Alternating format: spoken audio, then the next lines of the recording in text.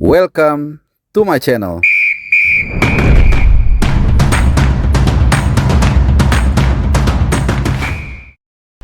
Halo, selamat hari Rabu dan juga salam sehat buat teman-teman semua, khususnya pecinta Tim Nasional Indonesia, Timnas Lovers. Kembali lagi kita akan mengupdate dan juga akan mengulik sedikit ya persiapan pasukan Sintayong menjelang kualifikasi Piala Dunia round 3. Seperti kita semua sudah tahu, tanggal 5 September nanti kita akan menghadapi Arab Saudi di King Abdullah Sport City Stadium atau di Jeddah, dan selang 5 hari, nggak lama, jaraknya sebentar, kita akan menjamu Australia di Gelora Bung Karno ya, tanggal 10 September. Nah, tentunya persiapan sudah dilakukan.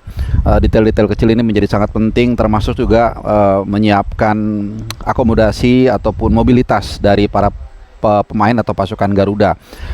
Di kesempatan kali ini gue mau bahas dua hal kecil ya, bukan hal kecil ya, mungkin hal yang kelihatannya simple tapi mungkin sangat berpengaruh dalam memompa performa dari skuad Garuda. Pertama terkait dengan jam bermain. Nanti gue akan komparasi antara Indonesia dan Australia, dan kemudian juga yang kedua tentunya kekuatan lawan atau situasi lawan, karena kita akan setelah menghadapi Arab Saudi, kita akan langsung seperti yang gue bilang tadi menjamu Socceroos di GBK. Nah, yang pertama terkait dengan jarak waktu antara Arab Saudi dan Australia sangat pendek. Oleh karena itu dari informasi terakhir yang gue baca di berbagai media sosial maupun juga di media mainstream, ketua manajer timnas yang juga ketua BTN yaitu Pak Sumarji sudah menegaskan bahwa timnas akan langsung bertolak dari Jeddah ke tanah air setelah pertandingan. Ya, jadi pertandingan itu dilangsungkan jam 9 waktu Saudi Arabia atau Arab Saudi, atau AK jam 1 dini hari. Jadi sudah memasuki hari berikutnya. Nah, kalau kita pakai jam waktu Arab aja ya, jam 9 malam, artinya pertandingan itu sekitar 2 jam kurang lebih ya, mungkin maksimum 2,5 jam kalau ada injury time dan lain-lain. Jadi jam 9, 10, 11, jam setengah 12 mungkin pertandingan sudah selesai, masuk ruang ganti jam 12. Jadi mungkin pesawatnya ini di-charter teman-teman ya. Kalau dari informasi yang gue baca itu di-charter, bukan menumpang pesawat komersil. Dan ya kita asumsikan itu sekitar pukul 2 mereka akan take off, sekitar pukul 2 lah ya, 2 atau mungkin maksimum 3. Nah, ini sesuai dengan informasi yang gue terima, artinya dijadwalkan akan tiba di Soekarno-Hatta itu hari berikutnya, itu hari Jumat tanggal 6 bulan 9 pukul 12 siang. Ini menurut menurut informasi. Karena penerbangan dari Jeddah ke Jakarta itu memakan waktu sekitar 9 jam lebih sedikit. Ya, biar gampang ingatnya kita buletin aja 9 jam. Ya, mungkin karena ini pesawat charter, secara teknikal mungkin lebih nggak banyak limitation, jadi lebih cepat ya. Jadi 9 jam, jadi sesuai nih. Jadi artinya 2-3 jam setelah pertandingan selesai di Jeddah, mereka akan langsung terbang ke bandara dan akan langsung, bukan terbang ke bandara dan langsung terbang ke tanah air. Jadi ini yang gue bilang tadi, detail-detail kecil yang mungkin akan sangat mempengaruhi performa dari Nathan Chow dan kawan-kawan. Jadi kita berharap dengan kita menghemat waktu tanpa harus menginap di sana, sampai di tanah air tentunya mereka langsung recovery, langsung relax. Berarti kan hari tanggal 6 ya, tanggal 7 mereka mungkin pemulihan, tanggal 8 mereka latihan kebugaran atau apa, tanggal 9 biasanya mereka akan pitch testing di GBK, dan kemudian tanggal 10 akan bertarung menghadapi Australia. Jadi sekali lagi, hal-hal kecil ini sangat penting dan ini diperhatikan banget ya sama federasi, khususnya di bawah Pak Erick Thohir ya. Dan sekali lagi, mencarter pesawat berarti mengeluarkan biaya yang relatif lebih besar, pasti lebih besar lah dibandingkan komersil. Jadi ya, kalau gue pribadi sangat wajar ya kalau kemudian tiket pertandingan itu agak dinaikkan, karena memang kita lihat tantangan kemudian juga lawan yang hadapi itu jauh lebih besar, sehingga juga pengeluaran harus lebih besar. Jadi kita berharap hal-hal kecil yang sudah diperhatikan oleh Pak Erick Thohir ini bisa membuahkan hasil dengan tampil maksimal di 2 laga pembukaan round 3 kali ini. Kualifikasi Piala Dunia akan menjadi pertama buat tim nasional kita bisa berlaga di stage yang sangat tinggi seperti ini ya. Oke, itu yang pertama. Yang kedua, kalau tadi kita bisa bicara bagaimana timnas, dalam hal ini PSSI, mengantisipasi jadwal yang sangat ketat dengan menyewa pesawat, yaitu sudah satu hal yang kita sudah atasi lah begitu ya. Tapi ada hal yang kedua nih yang agak sedikit challenging buat kita.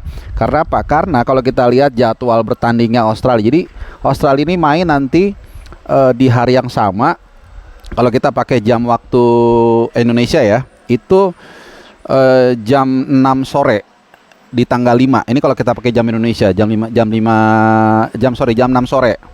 Ya, sementara kita main 7 jam kemudian. Artinya apa? Artinya kalau kita letterlah menghitung, Australia ini punya waktu istirahat 7 jam lebih lama.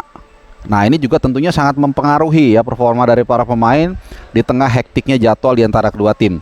Ini keunggulan mereka. Jadi sekali lagi mereka punya waktu istirahat 7 jam lebih lama dari timnas. Mungkin kita menganggap sebagian dari kalian, ya ampun cuma 7 jam doang bedanya. Tapi dalam pertarungan yang sangat ketat, ini sangat menentukan nanti ya untuk bisa tampil maksimal. Nah, cuman memang ada hipotesa yang melawan, yaitu apa?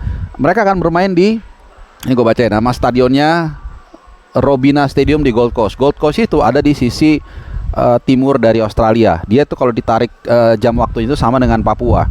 Jadi mereka akan gua nggak tahu ya, jujur gua nggak tahu detailnya mereka terbangnya kapan. Apakah juga sama setelah pertandingan mereka sewa pesawat langsung ke Jakarta. Yang jelas waktu penerbangannya kalau kita hitung langsung dari Gold Coast ke Jakarta itu 11 jam. Artinya kalau tadi mereka 7 jam lebih banyak waktu istirahatnya, tapi penerbangannya 2 jam lebih lama. Ya, ini memang hal yang kecil ya, itu yang gue bilang di awal, tapi sekali lagi ini sangat penting ya dalam pertarungan yang sangat ketat. Nah, salah satu menurut gue juga keuntungan dari kita pindah venue dari Surabaya ke Jakarta itu tadi ya, menambah waktu tempuh mereka yang tadinya mungkin hanya 10 jam sekarang 11 jam. Demikian juga kita. Kalau bayangkan kalau kita main di Surabaya, berarti penerbangan dari Jeddah ke Surabaya itu berarti memakan waktu bisa sampai 10 atau 11 jam. Jadi 1 jaman lebih lama. Jadi ini hal kecil yang kalau gue melihat ya, gue pribadi melihat ini sangat diperhatikan oleh federasi, tentunya di bawah komando dari Erick Thohir. Dan kita berharap ya jangan sampai persiapan timnas yang menurut gue sudah bagus ya, di tengah mungkin ada hal-hal beberapa isu yang harus diatasi atau diredam oleh Sintayong dan juga Pak Erick Thohir. Gue lihat PR yang ada di hadapan mata itu sudah dikerjakan dengan baik ya. Jadi kita berharap sekali lagi dua pertandingan ini ya, kalau gue berharap kita minimal jangan kalah. Menurut gue ya, tentu kita mau kalau bisa sapu bersih dua-duanya, menang dua-duanya kan gitu kan. Pasti kita semua berharap itu, nggak mungkin nggak. Tapi kalau kita bicara realistis, gue minimal jangan kalah di dua pertandingan itu.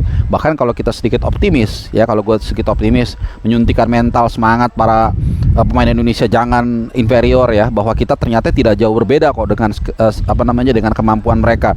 Ini gue rasa kita bisa mencuri poin dari Jeddah, ini sangat penting. Ya, ini akan menjadi historic point yang sangat penting. Dan kemudian di GBK dengan dukungan 80 mungkin 70-80 ribu ya, kabarnya dari informasi terakhir itu sudah sold out. Kita bisa memompa keberuntungan kita bisa memompa keberuntungan kita dan berharap ada keberuntungan juga ya. Memompa kemampuan kita dan juga berharap juga ada keberuntungan di sana sehingga kita bisa berharap memenangkan pertandingan di GBK. Ini sangat penting karena kalau sedikit kita mengaca pada lawan-lawan di grup C ini, sebenarnya kan yang menjadi padanan kita adalah Bahrain dan China. Tapi teman-teman perlu ketahui juga ya, di luar Jepang dan Australia mungkin khususnya itu Arab Saudi sebenarnya bisalah kita atasin. Kenapa? Karena kalau kita lihat Arab Saudi di kualifikasi sebelumnya di round 2, ini mereka sebenarnya agak kesulitan, terutama ketika menghadapi Tajikistan di partai yang sangat menentukan. Mereka menang memang, tapi mereka dihajar habis-habisan, digempur habis-habisan sebelum akhirnya memang mereka mendapatkan gol. Jadi sekali lagi optimisme itu ya, walaupun tetap harus realistis, harus tetap tenang, itu harus disuntikan kepada para pemain. Dan gue yakin ya dengan Sintayong di sana yang kita tahu semua sangat dicintai oleh pemain dan juga fans ya, beberapa kali saat meliputi Qatar di Piala AFF Senior U23 namanya bergema di Abdullah bin Khalifa, dan juga tentunya dengan dukungan oleh Pak Erick Thohir kita bisa mencapai target awal ya untuk mencuri poin dari dua pertandingan tersebut.